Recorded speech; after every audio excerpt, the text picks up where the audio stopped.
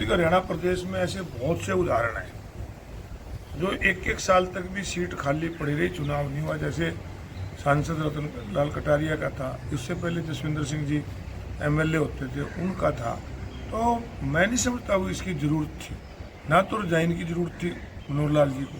उन्होंने पता नहीं जल्दबाजी में, गुस्से में कैसे रिजाइन कर दिया, और ना चुनाव आयोग को इतनी जल्दी करनी चाहिए थी, क्योंकि इससे 2 महीने के चुनाव, 2 महीने का चुनाव है, पब्लिक पे भी और पार्टियों पे भी मुफ्त का खर्चा पड़ता है। तो 2 महीने के लिए चुनाव कराने की मैं समझता हूँ कोई जरूरत नहीं। वो मैं कह रहा हूँ कि इसकी ज़रूरत नहीं थी इस्तीफे की। अगर इस्तीफा दिया तो 1 महीना पहले चुनाव करा लो। कांग्रेस पार्टी की हरियाणा प्रदेश की स्क्रीनिंग कमेटी की 3-4 मीटिंग हो चुकी है, और उसके पैनल बनाकर जो हमारी राष्ट्रीय समिति है उसको भेज दिया गया। जल्दी ही मेरे ख्याल हमारे प्रभारी ने भी और प्रधान जी ने भी कहा है कि अप्रैल के फर्स्ट वीक में हमारी लिस्ट आ जाएगी। तो क्या देखिए, दिग्गज नेता जो भी होते हैं उनको आवेदन करने की जरूरत नहीं होती, और दिग्गज नेता ने किसी ने भी, जिनका भी नाम लिया आपने, ये नहीं कहा कि मैं चुनाव नहीं लड़ूँ, या शैलजा जी ने भी यही कहा कि मेरी इच्छा है कि मैं एमएलए लड़ूँ, बाकी पार्टी हाईकमान जब निर्णय लेगा हो।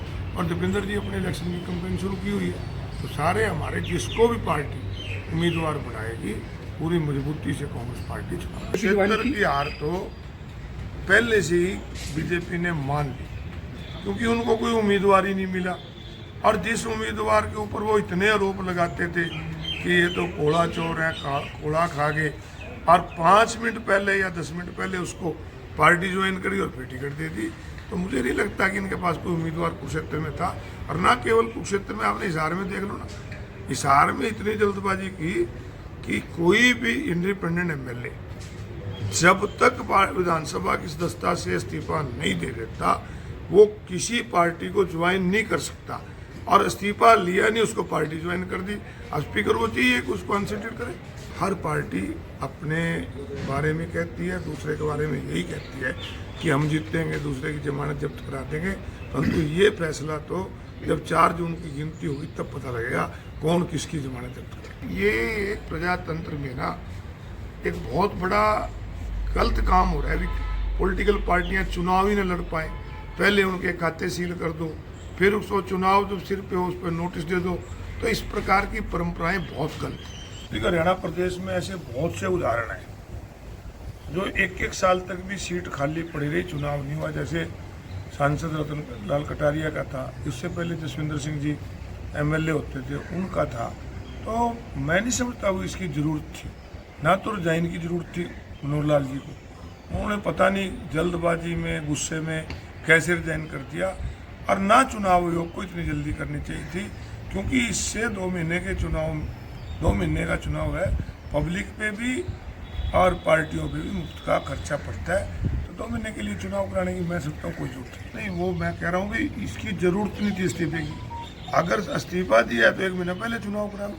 कांग्रेस पार्टी की हरियाणा प्रदेश की स्क्रीनिंग कमेटी की 3-4 मीटिंग हो चुकी है, और उसके पैनल बनाकर जो हमारी राष्ट्रीय समिति है उसको भेज दिया गया। जल्दी ही मेरे ख्याल हमारे प्रभारी ने भी और प्रधान जी ने भी कहा है कि अप्रैल के फर्स्ट वीक में हमारी लिस्ट आ जाएगी। तो क्या देखिए, दिग्गज नेता जो भी होते हैं उनको आवेदन करने की जरूरत नहीं होती, और दिग्गज नेता ने किसी ने भी, जिनका भी नाम लिया आपने, ये नहीं कहा कि मैं चुनाव नहीं लड़ूँ, या शैलजा जी ने भी यही कहा कि मेरी इच्छा है कि मैं एमएलए लड़ूँ, बाकी पार्टी हाईकमान जब निर्णय लेगा हो।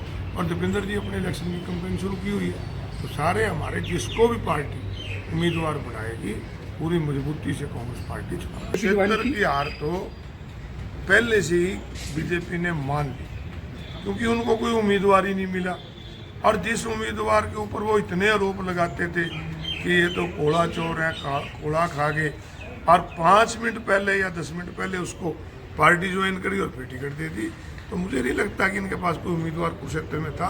और ना केवल कुरुक्षेत्र में, आपने हिसार में देख लो ना, हिसार में इतनी जल्दबाजी की कि कोई भी इंडिपेंडेंट एमएलए जब तक विधानसभा की सदस्यता से इस्तीफा नहीं दे देता, वो किसी पार्टी को ज्वाइन नहीं कर सकता।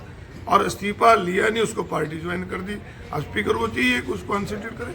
हर पार्टी अपने बारे में कहती है, दूसरे के बारे में यही कहती है कि हम जीतेंगे, दूसरे की जमानत जब्त करा देंगे। परंतु ये फैसला तो जब 4 जून की गिनती होगी तब पता लगेगा कौन किसकी जमानत जब्त करे। ये एक प्रजातंत्र में ना एक बहुत बड़ा गलत काम हो रहा है। अभी पॉलिटिकल पार्टियां चुनाव ही न लड़ पाए, पहले उनके खाते सील कर दो, फिर उसको चुनाव जब सिर पे हो उस पर नोटिस दे दो।